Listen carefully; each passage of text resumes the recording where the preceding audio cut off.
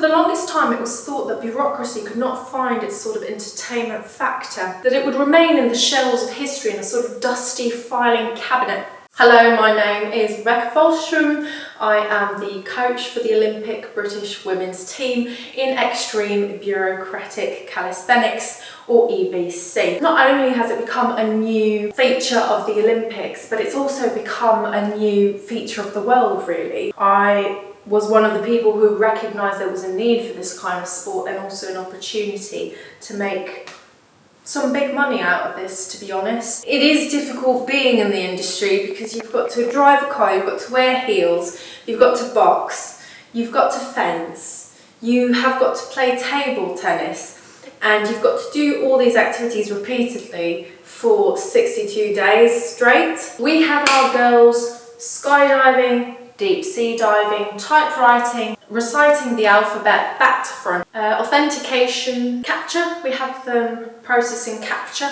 We need them to be filing files away in cabinets at record speed, doing laps to the printer and back, walking into the office with a power posture, exuding extroverted tendencies. So a typical workout, we start at 3 a.m, we start processing visas. And what I train these girls to do is to first of all understand that a lot of skills are soft. Flexibility, agility, those are the kind of key skills of the 21st century. Adaptability, chameleonic identity, being able to fluidly change accent when you walk into a room of Americans, for example.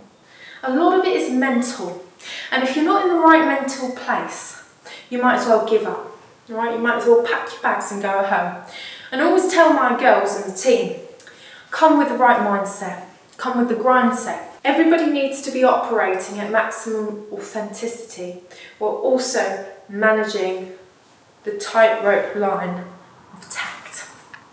You've got to be strong, so you've got to be able to take the opponent at face value. The sort of starting position is sort of feet hip width distance apart, sort of soft in the knees, and then kind of like a sumo wrestler, but instead of having the wide stance, you have a sort of narrow stance, which is a little bit less threatening. This is symmetrical, it's stable, it's going to last your entire working life. If your opponent lunges towards you aggressively and raises their tone of voice, you can, right? That's a bit more adversarial. Now don't lift your hands too high, we're not boxing here, we're not fencing, right? So we want to remain poised, we don't want to invite conflict, but we want to be ready to assert ourselves in case the diatribe starts, right? So we want to be ready to hold that. But we can just as easily maneuver back into the starting position and welcome the other. So as they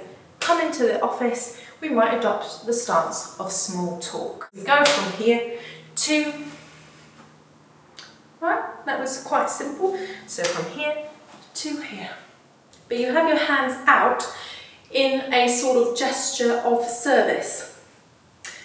Add a little smile and you get some bonus points. The elements where we have the ladies drag racing, that's when they step into the car. So the doors slide open and we step into the car. Like that. Okay? Extreme Bureaucratic Calisthenics.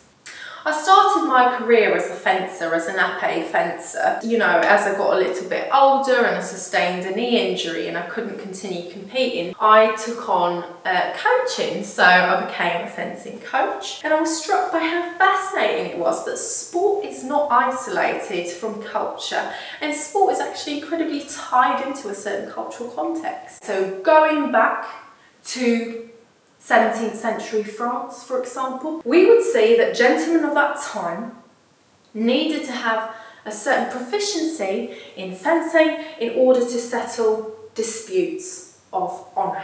Interestingly, that skill gets honed over time, gets passed down generations. Gentlemen, and then later increasingly women as well, were joining the sport, were developing their skills to the point that they could be exercised for the sake of the skill itself and no longer for settling those cultural disputes. And that's why you see so many sports with centuries-old legacies behind them. Horse riding, for example, croquet, a lot of the sports of the gentry, cricket.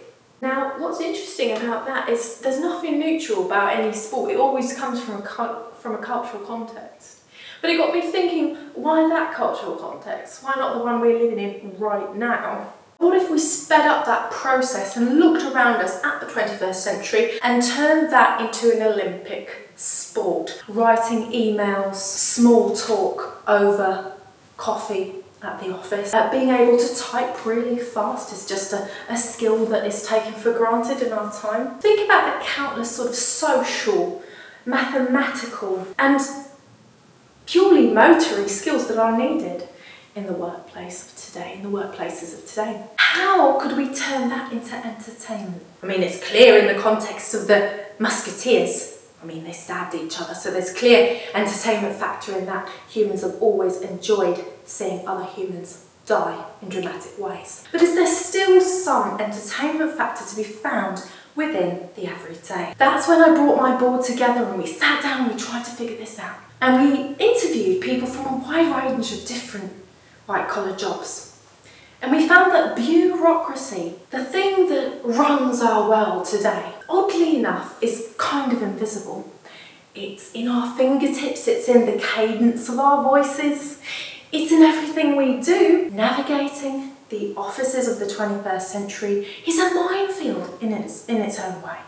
Now you might be saying, Rebecca, come on, this is just what I do for my 9 to 5. It can't be turned into an Olympic sport. The last thing we want to do is go back into the office and back into what we do for work, where we're sitting on our couch at home and just trying to let go and just trying to relax. So let's look outside of sport for a second and think about a completely different area, but still within entertainment: reality television. Now, reality television was an incredibly clever move. This is a moment in our time where the everyday, the mundane, the status quo, the sort of fabric of normality became the locus, the key to popular entertainment. So this is a situation where people gather around with their families, with their friends around the television, and they're watching scenarios that they could have actually seen if they simply went outside, looking into their neighbours' windows,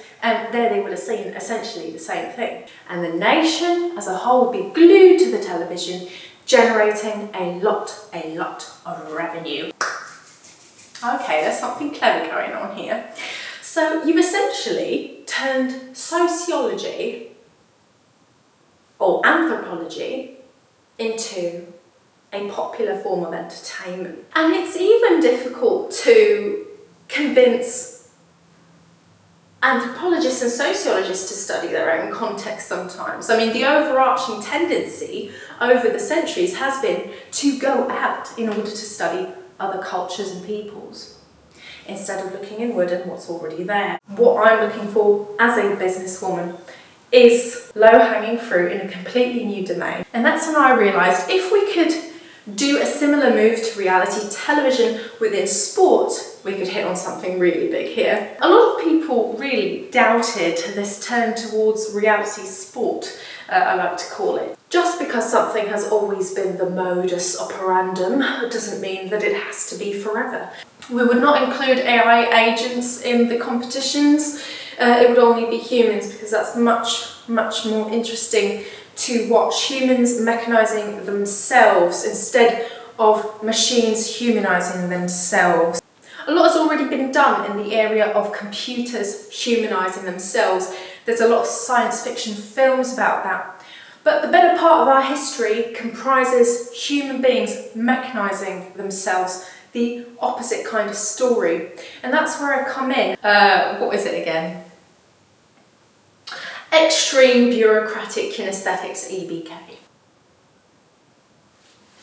We have a pay gap, and our sport is bringing attention to the pay gap.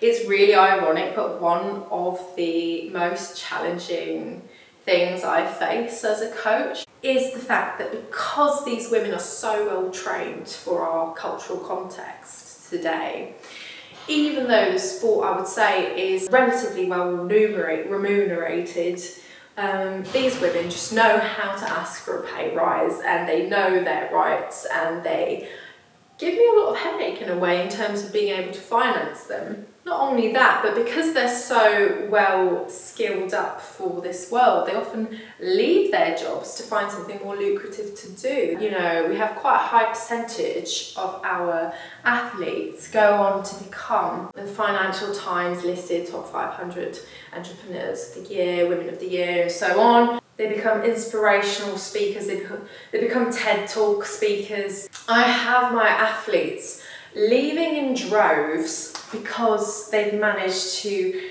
secure themselves even greater financial solutions to their lives and really become successful people. Also, I derive a sense of pride from it because I understand that I've really prepared this cohort of women to take on the 21st century by the horns and topple it over. If you're thinking what kind of line to go down in terms of your education, if you're at high school at the moment and you're thinking where to go next, well, consider us, because even if you don't get to that elite level, you'll be ready to kind of take the corporate world by storm. So, win-win really. The idea of work-life balance becomes a mode of philosophical discourse within the EBC arena. By which I mean, we are literally having debates about work-life balance in the arena, in the sports arena.